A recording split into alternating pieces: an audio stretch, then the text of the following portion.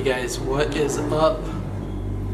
Assalamu alaikum wa rahmatullahi wa barakatuhu. This is Sayyid Umar Ali coming to you from Bali, Indonesia. Canngu is the specific name of the town or the beach I'm in. So I was pacing around kind of thinking about what I wanted to blog about to begin with, because there's a lot I need to get out there. I got here on the 14th. I think it was the 14th, the night of the 14th, or like the afternoon. And it's the 19th now, and those 4 or 5 days have not been like a vacation. It's not been like Bali time or anything like that. It just the 5 days of planning, because as you guys know, I'm a very purpose-driven person, and I'm not here just to have vacation or have fun. I'm here to accomplish something. And you know, right before this, I was with my dad for like 6 days in Thailand. He came and visited me, and he has this effect of this whirlwind type of thing that happens where like I ended up coming to Indonesia. We're considering all types of different places for businesses: Albania, Indonesia, Kosovo, different places, farmland, biofeedback clinics, all types of different stuff. And it just kind of moved me. I'm also in the process of getting married, and there's a lot of stuff going on in my life, right? And all of a sudden, I found myself in Indonesia and basically left the day after my dad left. I thought my flight was the same day because we were traveling around Thailand. We went to Mae Sariang from Pai and all around my Hong Song region, which is the most northeast region of Thailand.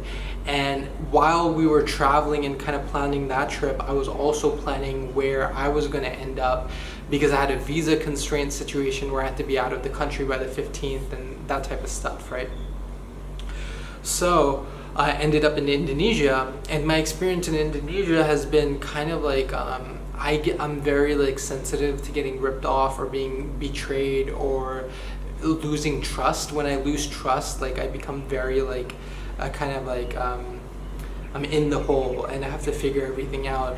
And so like, you know, Indonesia, like Bali, if you've been here, it's kind of that type of place where like if you don't have a driver waiting for you at the airport, they'll try to charge you like $50 for the taxi to bring you somewhere in an economy where like $50 will like last a month if someone wants it to, right? Like it's insane, right? Like and so like I had a taxi hired, but he ended up charging me $25, which was a lot of money. And they have these things with the Uber, like even the Uber tries to rip you off here, and the Uber is really shitty. Like the Uber like market hasn't really figured it out, where like drivers will stop, they will be moving around the map, and once you click confirm, they will stop where they are on the map, and it'll literally be like 5 minutes away for like 10 minutes.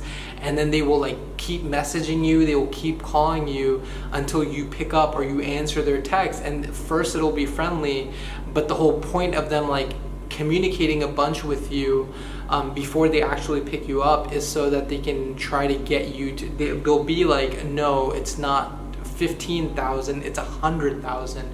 Now 100,000 Indonesian rupees is like $7, but that's still a huge difference between 15,000, which is a small fraction, and so like less than 1/20th of $7, right? It's like it's 70, it's like it's $1 basically. It's basically exactly $1 and $7. And of course, like the only way to get around Bali, really for me at this point, I've only been here 4 or 5 days, and the way people drive, I can drive in Thailand, I can drive a motorbike around Pai, but I'm not gonna drive a motorbike around Bali. Like if you haven't seen the traffic, don't judge me, it's insane. Like I don't feel safe. I'm always up for like an adventure and being calibrating and learning that type of physical activity of driving a motorbike in crazy conditions.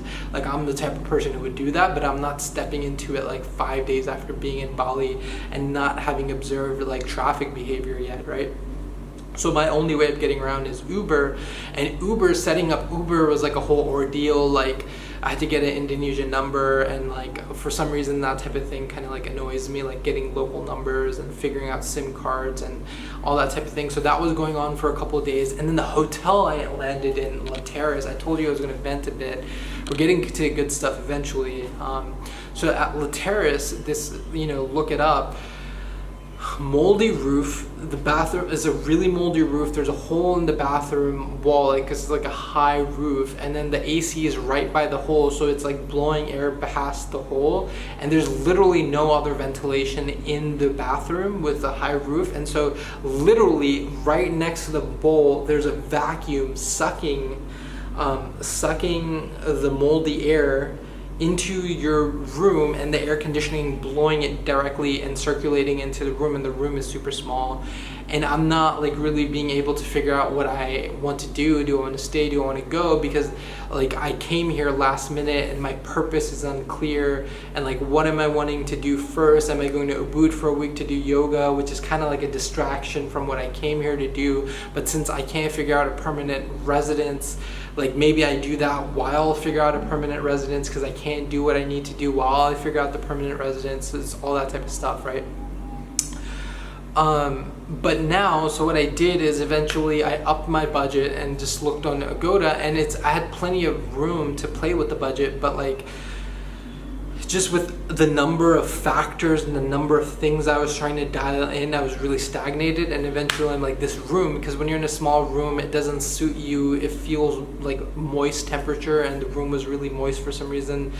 Doesn't like suit me. And when I'm in that type of environment, you can't really think and make a good decision. So I just decided I need to be placed for a week and I need to start training. I was doing Muay Thai training in Thailand, and now I'm here and I want to do there's CrossFit, there's motion fitness, there's a lot of good Pilates around, and I want to transition into like more fat loss training and more training for getting cut rather than bulking, you know. And so I want to have a definite good place that's supportive to me for 6 days, where I can just start training on a daily basis. And at the end of those 6 days, I want to try to find a more permanent place in Bali by then. And if I don't, then maybe I'll go to Ubud for a week. Ubud is like a bolder, postmodern, greenish type of place from what I heard.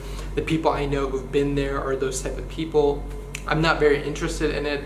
At the same time, a 70 to 30 woman to man ratio sounds kind of fun, you know. But at the same time, that's not like, those are not mostly the type of women that I want any type of permanent relationship with. And so I'm looking, one of my main drives for being here is to find a girl who I can be in a more permanent relationship with, a more like a less cognitively developed maybe, but more traditional village kind of girl who's 16, 17, 18 years old, who I can be in a relationship where she's fully feminine, I'm fully masculine. She's kind of taking care of my basic needs, you know, relational, emotional, sexual, but also just like the small things, like I can outsource my habits to her a bit, and she can kind of create that supportive ecosystem around me. Then that'll make me more effective in the things that I alone can do in my life, right? And so I'm kind of like, I have this intention, and also I want a beautiful, young, feminine girl around to create content with, where she can hold the camera in cool environments and I can speak, or you know, I can hold the camera and she can just be herself and playful, and you know, that makes great content. So I want to find not just one, but a couple of those different type of girls. And so what my intention was, first Balinese, I want to find not Balinese, but one Javan girl of that kind. Second, Sudanese girl, just for the contrast. And third, I'm thinking of going to Lombok, which is an island. I think the people are Balinese or the same race, but they're predominantly Muslim. And just because Bali is in the middle between the Muslim mainland and this Muslim island, Bali is literally in the middle, in the center, and completely separating like Java from Lombok, right? And because that's the case, I imagine Lombok culture is more Javanese, so they're more lighthearted, more playful, and creating a certain type of relationship that maybe other Muslims might be deeply offended by, or something will be easier in the Lombok area. So I'm also and if I go to Ubud, Lombok is much closer than, you know, Java. So I'm still like in the process, and these 4 or 5 days of like trying to figure out logistics have been really difficult. because my purpose was still not fully settled, and so making decisions when your purpose isn't settled is difficult. You kind of have to make transitional decisions. You can't make committed long-term decisions, and I wasn't planning on being here very long, but it looks like, based upon the timeline so far, because I want to be here until I find at least one or two of these type of girls and form permanent or semi-permanent relationships with them, and then transition back to Thailand to do 2 to 3 months. Here I want to focus on, you know, functional training like CrossFit, parkour. I want to do a lot of trampoline training, motion fitness, running, that type of thing. And then when I go back to Thailand, and I'm going to be using some Monafidil probably to do that, I'm not sure yet, to up like the speed of training. And I want to do not RAD, GW5 or whatever that, 517, whatever that is. I want to use that, but I don't know if that's going to be possible in Indonesia. But I definitely, I'm pretty sure I'm going to end up using Monafidil to do the training, and then like the excursions, or like then the going out to find these type of girls is Lombok, Java, maybe even Bali. There's some parts or some cities where there are a lot of Muslims or something. I have to look for mosques in Bali and small places and see how many Muslims are around that area. But even the thing I've noticed about the girls here is that they're very feminine and very playful and very energetically alive in a very like satisfying way, in a very like love-inducing way in my subjectivity. But at the same time, they're also very they're somewhat conservative. You wouldn't guess it. There's no way to know it. But in terms of like relationship, they are slightly more conservative, more traditional in that.